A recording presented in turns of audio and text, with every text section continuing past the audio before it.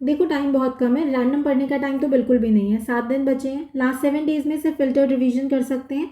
और ये लिस्ट वही एरियाज है जहाँ से पेपर बन रहा है। कैसे बनाई गई है ये लिस्ट? आपका सिलेबस देखा गया है, लास्ट 2 ईयर्स के क्वेश्चन का पैटर्न देखा गया है कि किस टाइप के क्वेश्चन पूछे गए हैं और कौन से क्वेश्चन पूछे जा सकते हैं। उन बेसिस पर कुछ हाई प्रोबेबिलिटी एरियाज देखे गए हैं कि जहाँ से कुछ डायरेक्ट क्वेश्चन आ सकते हैं और कुछ इनडायरेक्ट या फिर ट्विस्टेड क्वेश्चन आ सकते हैं। सबसे पहले गवर्नर, वेरी इंपॉर्टेंट, अभी तक नहीं पूछा गया। पैटर्न देखोगे तो ऑलमोस्ट सारे इंस्टीट्यूशंस कवर हो चुके हैं। गवर्नर नेक्स्ट नेचुरल क्वेश्चन है। देखो पैटर्न याद रखो कि यूपी में जो पेपर 5 है उसमें जो पॉलिटिकल सिस्टम है वो इंस्टीट्यूशंस के थ्रू टेस्ट हो रहा है। सो इंस्टीट्यूशंस पे फोकस करना है। नेक्स्ट हमारा centre state relation. Direct question नहीं आया लेकिन हर स्कीम हर पॉलिसी में इनडायरेक्टली आ रहा है, डायरेक्ट क्वेश्चन बन सकता है। आरटीआई और लोकायुक्त, ये गवर्नेंस का कोर है। ट्रांसपेरेंसी और अकाउंटेबिलिटी यहीं से आती है। अभी तक कोई भी 12 मार्क्स का क्वेश्चन नहीं देखा है, पूछा जा सकता है। स्टेट असेंबली, काउंसिल पूछा जा चुका है, असेंबली अभी पेंडिंग है तो क्वेश्चन बन सकता है। कुछ इनडायरेक्ट क्वेश्चंस भी बन सकते हैं। सबसे पहले काउंसिल, जैसे कि हमने बात की अभी कि काउंसिल पूछा गया था, कब पूछा गया था? 2024 में। अब जो है सेम टॉपिक कुछ क्रिटिकल एंगल से आ सकता है। पंचायती राज, जीपीडीपी पूछा जा चुका है, अब फोकस फाइनेंस या फिर चैलेंज पे शिफ्ट होगा।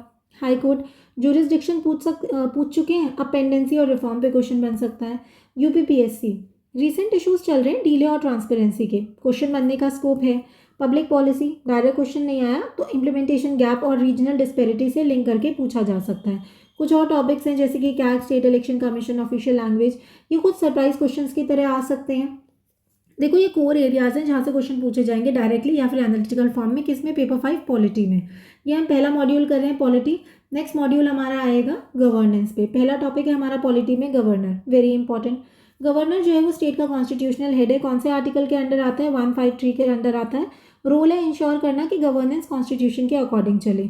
सीएम और काउंसिल ऑफ मिनिस्टर्स अपॉइंट करता है। स्टेट में कॉन्स्टिट्यूशनल एडमिनिस्ट्रेशन इंश्योर करता है। लेजिस्लेचर को समन और प्रोरोक करता है। बिल पेसेंट देता है और रिजर्व करता है। ऑर्डिनेंस पावर आती है अंडर आर्टिकल 213। बिल्स को रिजर्व करता है किसके पास? प्रेसिडेंट के लिए। आर्टिकल 356 रिकमेंड कर सकता है और कुछ सिचुएशंस में एड एंड एडवाइस के बिना ऐड करता है। यहाँ से क्वेश्चन बन सकता है। फेडरल रोल, सेंटर और स्टेट के बीच का लिंक है, कोऑर्डिनेशन इंश्योर करता है। सबसे important point, role in UP. UP का पेपर है तो यूपी के बारे में तो लिखना ही लिखना है। यूपी एक लार्ज और पॉलिटिकली सेंसिटिव स्टेट है, इसके लिए स्टेबिलिटी मेंटेन करना इंपॉर्टेंट है। सेंटर स्टेट स्कीम में कोऑर्डिनेशन का रोल भी इंपॉर्टेंट है। लॉ एंड ऑर्डर सिचुएशन में भी इसका कॉन्स्टिट्यूशनल रोल विजिबल हो जाता है। क्रिटिकल एनालिसिस, देखो 12 मार्कर में जनरली क्रिटिकल एनालिसिस के क्वेश्चन आते हैं। एक पैटर्न देखा गया है कि जो दो टाइप के क्वेश्चन आते हैं, 12 मार्कर एंड 8 मार्कर। 8 में डायरेक्ट क्वेश्चन आते हैं, 12 में जनरली क्रिटिकल एनालिसिस के क्वेश्चन आते हैं। तो यही आंसर लिखना है जो पॉइंट्स आपने पहले लिखे हैं, और 12 मार्कर में ये 2-3 पॉइंट आपने और ऐड ऑन कर देने हैं। क्या लिखोगे? आप लिखोगे कि पॉलिटिकल बायस के लिए एलिगेशंस लगते हैं, बिल्स में डिले देखने को मिलता है और डिस्क्रिशनरी पावर का मिसयूज देखने को मिलता है। किस टाइप के क्वेश्चन आ सकते हैं? आपसे रोल पूछ लेगा या फिर आपको क्रिटिकली एग्जामिन करने के लिए बोल देगा। इंस्टीट्यूशंस कौन कौन से पहले पूछे जा चुके हैं? एडवोकेट जनरल पूछ लिया, चीफ सेक्रेटरी पूछ लिया, हाई कोर्ट पूछ लिया। गवर्नर अभी तक नहीं पूछा गया है, इसकी हाई प्रोबेबिलिटी है। क्या प्रिपेयर करोगे? फंक्शंस और इशूज़। क्या अवॉइड करना है? Over theory. कंक्लूजन में क्या लिखोगे? आप इसमें देखो कंक्लूजन में अगर आप जनरल कंक्लूजन लिखते हो तो नॉर्मल है, मार्क्स मिल जाएंगे। लेकिन अगर आप कोई कमीशन वगैरह इंक्लूड करते हो जैसे कि Sarkaria commission, law commission, election commission, तो आपको वो एक्स्ट्रा 1 मार्क देता है एग्जामिनर। उसको लगता है आप वेल रेड हो, आपको पता है कि कहाँ पे क्या चीज़ कोट करनी है। तो इसमें लिखेंगे हम as per Sarkaria commission. Governor को इम्पार्शियल रहना चाहिए, इससे कोऑपरेटिव फेडरलिज्म स्ट्रेंथन होता है। नेक्स्ट हमारा आता है chief minister. CM real executive head होता है, पॉलिसी मेकिंग और गवर्नेंस के लिए रिस्पॉन्सिबल होता है। रियल एग्जीक्यूटिव पावर एक्सरसाइज करता है, स्टेट एडमिनिस्ट्रेशन को हेड करता है, काउंसिल ऑफ मिनिस्टर को हेड करता है, कलेक्टिव रिस्पॉन्सिबिलिटी इंश्योर करता है, पॉलिसीज फॉर्मुलेट करता है, इम्प्लीमेंटेशन ड्राइव करता है, डेवलपमेंट एजेंडा लीड करता है, गवर्नर और काउंसिल के बीच का लिंक होता है और कैबिनेट डिसीजंस कम्युनिकेट करता है। Role in UP, largest population state है तो गवर्नेंस कॉम्प्लेक्स हो जाता है। लॉ एंड ऑर्डर और डेवलपमेंट दोनों बैलेंस करता है। फ्लैगशिप स्कीम्स और इंफ्रास्ट्रक्चर पुश लीड करता है। क्रिटिकल एनालिसिस, पॉलिटिकल प्रेशर और पॉपुलिज्म देखने को मिला है, पावर का ओवर सेंट्रलाइजेशन और एडमिनिस्ट्रेटिव डिलेज। क्या क्वेश्चन पूछे जा सकते हैं? रोल पर, पावर्स और फंक्शंस पर। देखो कोर एग्जीक्यूटिव अभी डायरेक्टली नहीं पूछा गया है, so you have to prepare the functions and issues and avoid any PM versus CM का कंपैरिजन। कंक्लूजन में हम लोग कोट करेंगे क्या? Second ARC. As per second ARC, effective leadership और कोऑर्डिनेशन ज़रूरी है। किस चीज़ के लिए? अकाउंटेबल और सिटीजन सेंट्रिक गवर्नेंस के लिए। नेक्स्ट हमारा आता है काउंसिल ऑफ मिनिस्टर। ये सीएम के अंडर रियल एग्जीक्यूटिव बॉडी है जो कि आर्टिकल 164 के अंडर काम करता है। Collective responsibility, state legislative assembly के लिए रिस्पॉन्सिबल है, एक यूनिट की तरह डिसीजन लेता है, गवर्नमेंट पॉलिसीज़ और स्कीम्स इंप्लीमेंट करता है और एडमिनिस्ट्रेटिव एग्जीक्यूशन इंश्योर करता है। हर मिनिस्टर अपना डिपार्टमेंट हैंडल करता है, सेक्टर वाइज गवर्नेंस इंश्योर होता है। गवर्नर को एड एंड एडवाइस देता है और डिसीजन मेकिंग प्रोसेस का कोर पार्ट है। What is the role in UP? Multiple sectors handle करता है जैसे कि health, education, law and order वगैरह। Large scale welfare schemes coordinate करता है। रीजनल बैलेंस मेंटेन करना पड़ता है जैसे कि पूर्वांचल, बुंदेलखंड, फोकस वगैरह। क्रिटिकल एनालिसिस, मिनिस्ट्रीज के बीच में coordination gap, political interference in administration and collective responsibility weak हो जाती है प्रैक्टिकल लेवल पर। क्या पूछा जा सकता है? रोल पूछ लेंगे या फिर जो है एग्जामिन करने के लिए बोल देंगे कलेक्टिव रिस्पॉन्सिबिलिटी के प्रिंसिपल को। Depth control, executive bodies partially पूछा जा चुका है, तो अभी क्या प्रिपेयर करेंगे? Role, collective responsibility and issues, और क्या अवॉइड करेंगे? Detail constitutional articles. कंक्लूजन में लिखेंगे कि कलेक्टिव रिस्पॉन्सिबिलिटी स्ट्रेंथन करना ज़रूरी है अकाउंटेबल और एफिशिएंट गवर्नेंस के लिए। क्रिटिकल नेक्स्ट हमारा टॉपिक आता है legislative council. Legislative council state legislature का अपर हाउस है, रिवाइजिंग चैम्बर के रूप में ये काम करता है। बिल्स को रिव्यू करता है, चेंजेस सजेस्ट करता है और असेंबली पर चेक का काम करता है। रिप्रेजेंटेशन, टीचर्स, ग्रेजुएट्स और एक्सपर्ट्स को रिप्रेजेंटेशन देता है, डाइवर्स रिप्रेजेंटेशन इंश्योर करता है। डेलिबरेटिव फंक्शन, डिटेल डिस्कशन का स्कोप देता है, असेंबली के कंपैरिजन में पॉलिटिकल प्रेशर कम होता है, बिल्स को परमानेंटली ब्लॉक नहीं कर सकता और फाइनेंशियल पावर्स लिमिटेड होते हैं। Role in UP which is a value addition, यानी कि एक्स्ट्रा मार्क आपको कहाँ से मिलेंगे? यहीं से मिलेंगे। लार्ज स्टेट में डिटेल लॉ मेकिंग में हेल्प करता है, एक्सपीरियंस्ड और नॉन पॉलिटिकल मेंबर्स को प्लेटफॉर्म देता है और लेजिस्लेशन की क्वालिटी इंप्रूव करता है। लेजिस्लेटिव रिले क्रिएट करता है, नॉन असेंशियल माना जाता है, स्टेट पर फाइनेंशियल बर्डन की तरह देखा जाता है। एक्सपेक्टेड क्वेश्चन वो आपसे यूटिलिटी पूछ लेगा या फिर आपसे रेलिवेंस पूछ लेगा। ऑलरेडी 2024 में पूछा जा चुका है। So what you have to prepare the pros cons and a balanced view. देखो हमने पॉजिटिव भी देखा ऊपर, नेगेटिव भी ऊपर डिस्कस करा और एक बैलेंस्ड व्यू भी हमने देखा जो कि हमें कंक्लूजन में भी देखने को मिलेगा। देखो एक और चीज़ यहाँ पर हमने लिखा है as suggested by various committees. कई बार क्या होता है हमें कमेटी याद नहीं आ रहा तो आप ये लिख सकते हो ताकि उन्हें लगे एग्जामिनर को कि हाँ ठीक है कुछ तो इन्होंने स्ट्रक्चर दिया है। सो रिफॉर्म करना ज़्यादा इफेक्टिव है अबॉलिश करने की जगह। किस लिए? डेलिबरेटिव डेमोक्रेसी इंप्रूव करने के लिए। क्या? Deliberative democracy. नेक्स्ट हमारा टॉपिक आता है हाई कोर्ट, वेरी इंपॉर्टेंट, पूछा जा चुका है और अभी भी इम्पॉर्टेंट है। सो स्टेट लेवल पर यह हाईएस्ट जुडिशियल अथॉरिटी है, रूल ऑफ लॉ और कॉन्स्टिट्यूशनल गवर्नेंस इंश्योर करता है। हाईएस्ट कोर्ट है किसका? स्टेट का, यानी कि स्टेट का हाईएस्ट कोर्ट है, सबऑर्डिनेट कोर्ट्स को सुपरवाइज करता है, फंडामेंटल राइट्स इन्फोर्स करता है, सिटीजन्स के राइट को प्रोटेक्ट करता है, स्टेट लॉज और एग्जीक्यूटिव एक्शंस को रिव्यू करता है, कॉन्स्टिट्यूशनल वैलिडिटी इंश्योर करता है, लोअर जुडिशरी को कंट्रोल करता है, जुडिशियल डिसिप्लिन मेंटेन करता है। यूपी में अगर हम इसके रोल की बात करें तो लार्ज पॉपुलेशन की वजह से केसेस का वॉल्यूम बहुत हाई है, लॉ एंड ऑर्डर और गवर्नेंस अकाउंटेबिलिटी में इंपॉर्टेंट रोल प्ले करता है और सेंसिटिव मैटर्स में सिटीजन के राइट्स प्रोटेक्ट करने में की रोल प्रोवाइड करता है। अगर हम क्रिटिकल एनालिसिस देखें यानी कि क्या प्रॉब्लम है, तो सबसे पहली प्रॉब्लम है ह्यूज पेंडेंसी ऑफ केसेस। इससे जस्टिस डिलीवरी डिले हो जाता है और इंफ्रास्ट्रक्चर कंस्ट्रेंट सिचुएशन को और सीरियस बना देते हैं। क्या पूछा जा सकता है? ज्यूरिसडिक्शन या रोल पूछ लेंगे या फिर चैलेंजेस पूछ लेंगे। अगर हम बात करें पूछा जा चुका है क्या? बिल्कुल 2024 में ऑलरेडी पूछा गया है। अभी प्रिपेयर करेंगे हम फंक्शंस और चैलेंजेस और डिटेल लीगल प्रोविजंस को हम अवॉइड करेंगे क्योंकि यूपी के पेपर में जनरली ऐसे क्वेश्चंस नहीं आते हैं। यहाँ पर हम कोट करेंगे लॉ कमीशन, क्योंकि जब कोर्ट की बात हो रही है तो यहाँ पे लॉ कमीशन आएगा। लॉ कमीशन के अकॉर्डिंग टाइमली जस्टिस इंश्योर करने के लिए जुडिशियल रिफॉर्म्स और इंफ्रास्ट्रक्चर स्ट्रेंथनिंग ज़रूरी है। नेक्स्ट हमारा आता है एडवोकेट जनरल। इंट्रोडक्शन में आप लिखोगे कि स्टेट का हाईएस्ट लीगल ऑफिसर है, आर्टिकल 165 के अंडर काम करता है। Already asked, legal adviser, state government को लीगल एडवाइस देता है, कॉन्स्टिट्यूशनल मैटर पर ओपिनियन देता है। कोर्ट रिप्रेजेंटेशन, हाई कोर्ट में स्टेट को रिप्रेजेंट करता है, इंपॉर्टेंट लीगल केसेस हैंडल करता है, लेजिस्लेचर प्रोसीडिंग्स में पार्टिसिपेट कर सकता है, वोट नहीं कर सकता। कॉन्स्टिट्यूशनल पोजीशन, गवर्नर अपॉइंट करता है and it holds office during governor's pleasure, very important. Role in UP, large state में कॉम्प्लेक्स लीगल इश्यूज हैंडल करता है, पॉलिसी डिसीजंस की लीगैलिटी इंश्योर करता है, sensitive law and order matters में role होता है। क्रिटिकल एनालिसिस, इंडिपेंडेंस पर कंसर्न्स उठते हैं, अपॉइंटमेंट में पॉलिटिकल इंटरफेरेंस देखने को मिलता है, इन्फ्लुएंस देखने को मिलता है और कुछ केसेस में कॉन्फ्लिक्ट ऑफ इंटरेस्ट भी देखने को मिलता है। रोल और फंक्शंस डिस्कस करा सकता है या फिर उसकी पोजीशन पूछेगा किसमें? स्टेट गवर्नेंस में। ऑलरेडी 2023 में पूछा गया है, तो अब क्या पूछ सकता है? फंक्शंस और रोल। क्या अवॉइड करना है? Too much of constitutional detail. Conclusion में क्या लिखेंगे, यही कि जुडिशियल रिफॉर्म डिबेट्स के अकॉर्डिंग, किसके अकॉर्डिंग, जुडिशियल रिफॉर्म डिबेट्स के अकॉर्डिंग इंडिपेंडेंस और प्रोफेशनलिज्म इंश्योर करना ज़रूरी है रूल ऑफ लॉ को स्ट्रेंथन करने के लिए। कहाँ पर, उत्तर प्रदेश में। नेक्स्ट हमारा टॉपिक आता है चीफ सेक्रेटरी। ऑलरेडी पूछा जा चुका है और अभी भी इतना ही इंपॉर्टेंट है। कौन है ये स्टेट का हाईएस्ट एडमिनिस्ट्रेटिव ऑफिसर है, जो आप लोग बनेंगे, यानी कि डीएम एसडीएम वगैरह लोग। ब्यूरोक्रेसी का हेड और गवर्नेंस कोऑर्डिनेशन के लिए की सेंटर।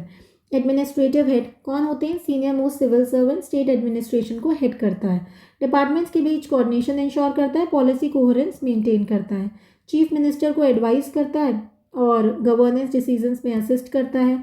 स्कीम्स एग्जीक्यूशन इंश्योर करता है और डेवलपमेंट प्रोग्राम्स मॉनिटर करता है। What is the role in UP, largest state population में गवर्नेंस मेंटेन करता है। फ्लैगशिप स्कीम्स जैसे कि ओडीओपी यानी कि one district one product coordinate करता है। क्राइसिस सिचुएशंस जैसे कि कोविड वगैरह और लॉ एंड ऑर्डर में कोऑर्डिनेशन हैंडल करता है।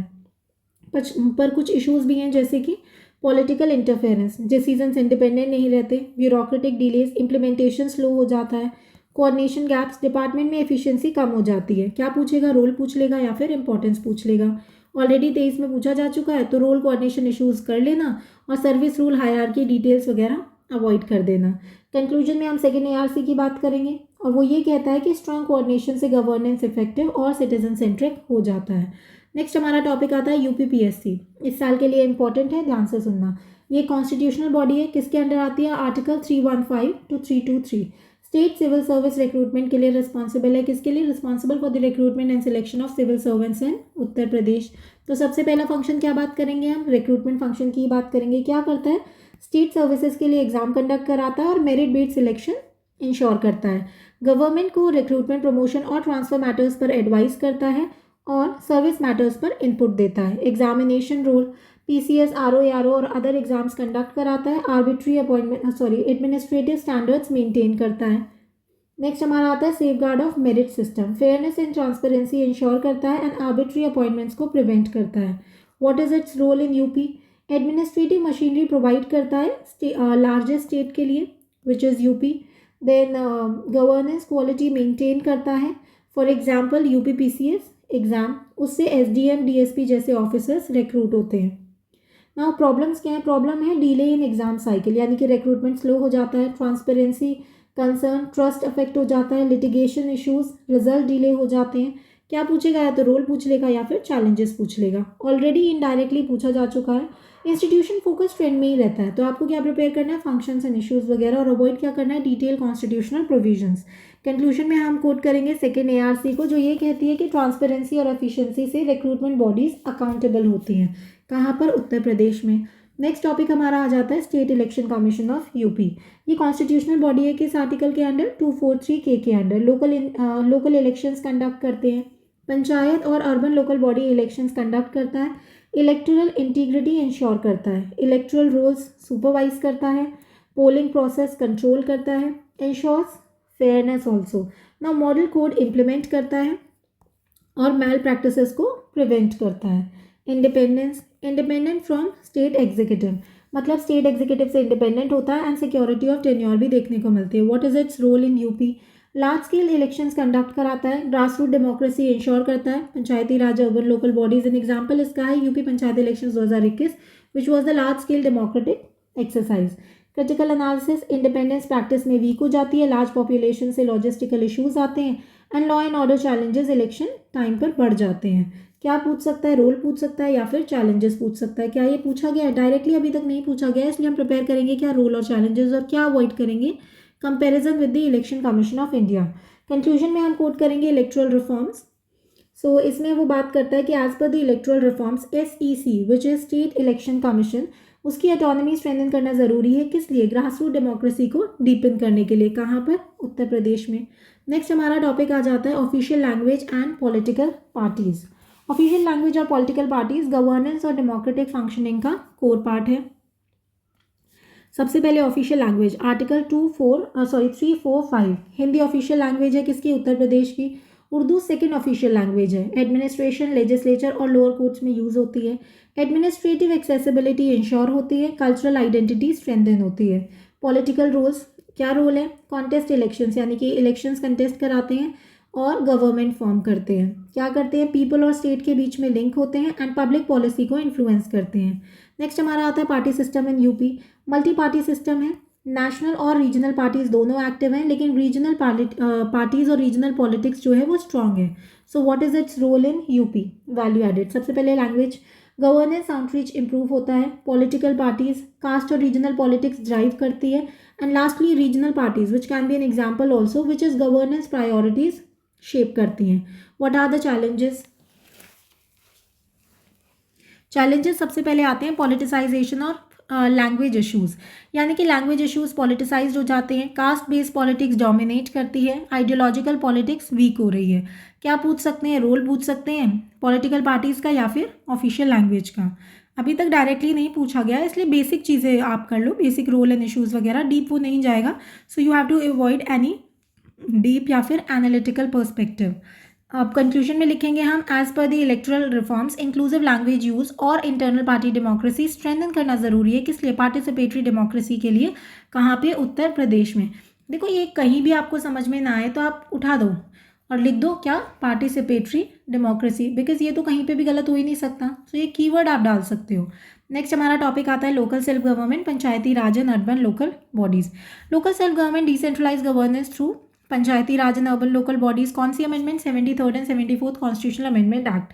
सबसे पहले पंचायती राज देख लेते हैं। ये 3 tier सिस्टम है which is gram, block and district. Grass root participation ensure करती है। जीपीडीपी विलेज लेवल प्लानिंग के लिए रिस्पॉन्सिबल होती है, यानी कि it prepares the GPDP which is the gram panchayat development plan. Next हमारा आता है urban local bodies which is Nagar panchayat, municipality and the municipal corporation. Urban services provide करते हैं जैसे कि water, sanitation and infrastructure. Power state से local level पर transfer हो जाती है। एफिशिएंसी और अकाउंटेबिलिटी इंप्रूव हो जाती है। Now service delivery, welfare schemes का इम्प्लीमेंटेशन होता है। लोकल लेवल पर प्रॉब्लम सॉल्विंग होती है। यूपी में क्या रोल है? रूरल हेवी स्टेट के लिए लोकल गवर्नेंस क्रूशियल हो जाती है and UP is a rural heavy state.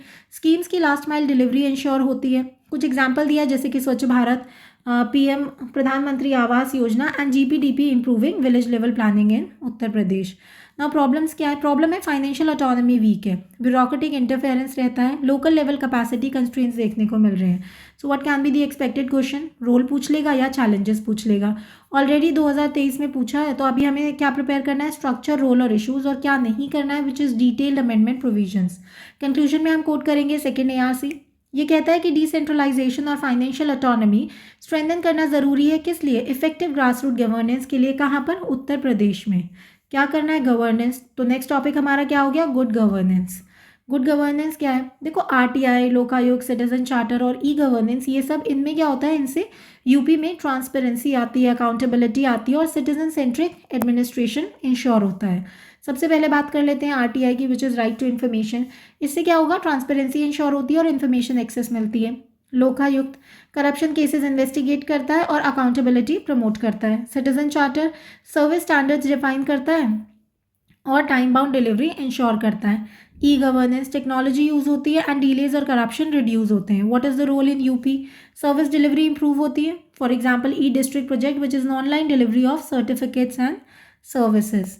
Transparency welfare schemes में बढ़ती हैं। क्या प्रॉब्लम्स हैं? डिले इन आरटीआई रिस्पॉन्सेज, यानी कि आरटीआई रिस्पॉन्सेज डिले होते हैं। लोकायुक्त पावर्स लिमिटेड रहती हैं। सिटीजन चार्टर अवेयरनेस लो रहती है एंड डिजिटल डिवाइड इम्पैक्ट करता है। क्या पूछ सकते हैं? रोल पूछ सकते हैं या फिर इफेक्टिवनेस पूछ सकते हैं।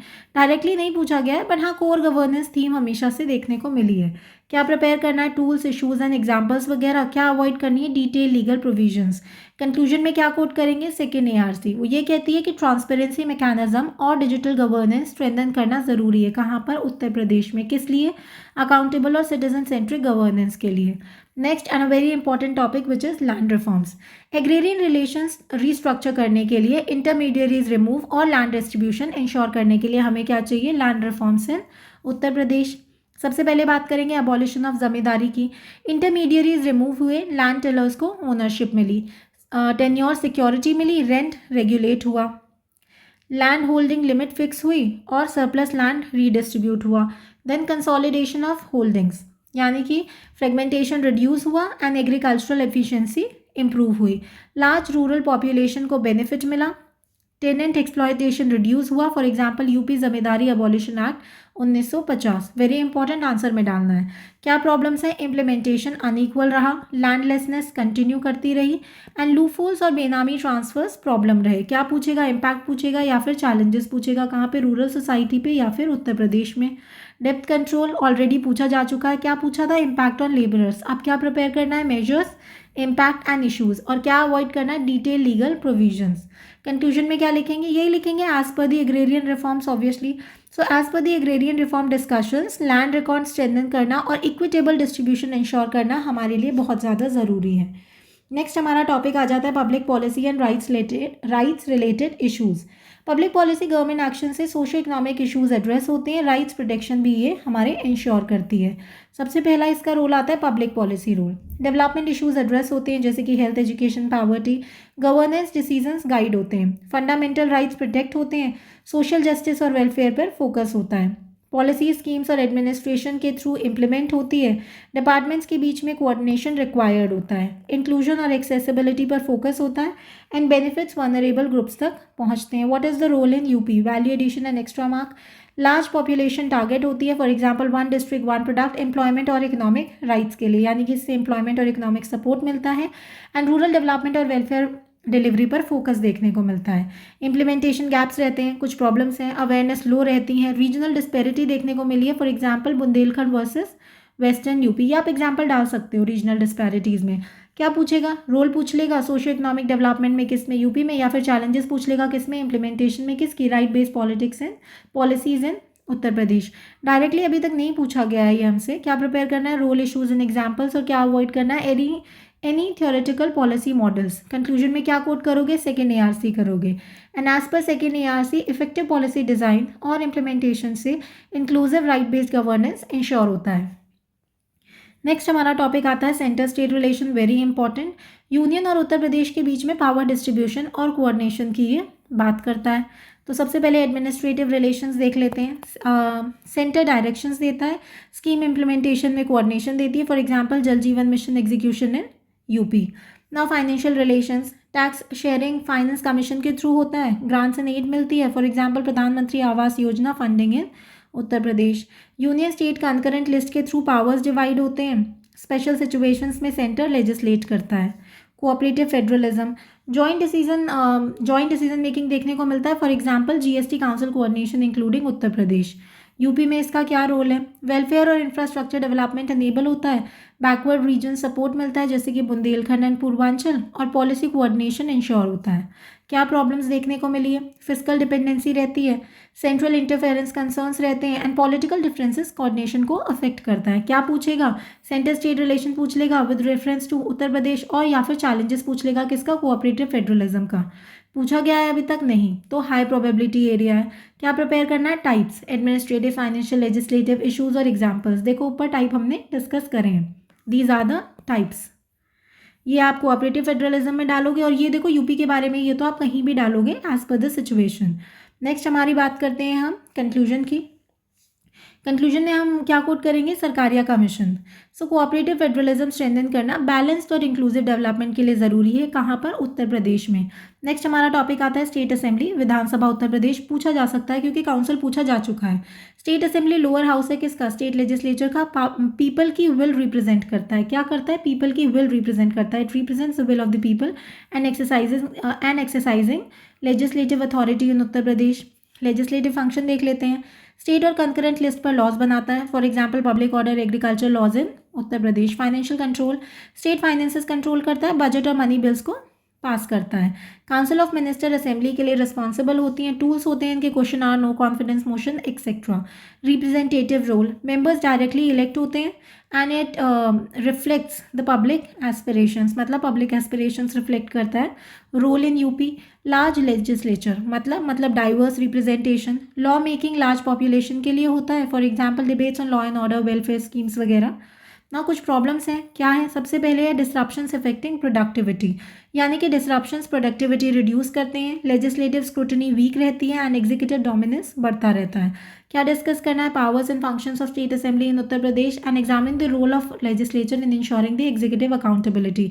अभी तक डायरेक्टली नहीं पूछा गया है। फंक्शंस, अकाउंटेबिलिटी और एग्जाम्पल आपने प्रिपेयर करना है, और कोई भी डिटेल प्रोसीड्यूरल रूल्स आपने नहीं देखने हैं। कई बच्चे क्या करते हैं कि डिटेल्स में घुस जाते हैं, वो नहीं करना है, थोड़ा ऊपर ऊपर से पढ़ना है बस, क्योंकि ये नया पेपर है, अभी ऐड हुआ है, थर्ड टाइम ही देना है ये आपने, 2 ही एग्जाम्स हैं हमारे पास PYQ इसके अवेलेबल।